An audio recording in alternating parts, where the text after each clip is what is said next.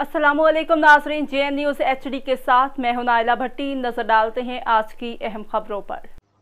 खबर शामिल करते हैं मंडी अहमदाबाद से हमारे ब्यूरो चीफ उकाड़ा चौधरी अब्दुल कय्यूम अरशद की रिपोर्ट के मुताबिक देपालपुर में नवाही इलाका 40D में गैरत के नाम पर दोहरे कत्ल की भाई और बाप ने लड़की से मिलने आने वाले शख्स समेत दोनों को गोलियों का निशाना बनाकर कत्ल कर डाला।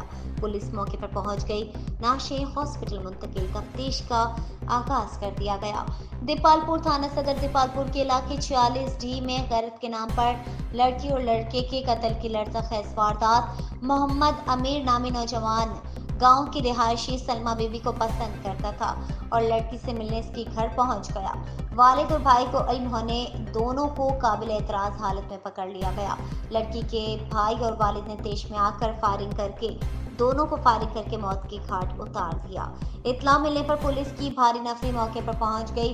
नाशों को पोस्टमार्टम के लिए THQ हॉस्पिटल मुंतकिल कर दिया गया और मुलजिमान की गिरफ्तारी के लिए छापे मारे जा रहे हैं।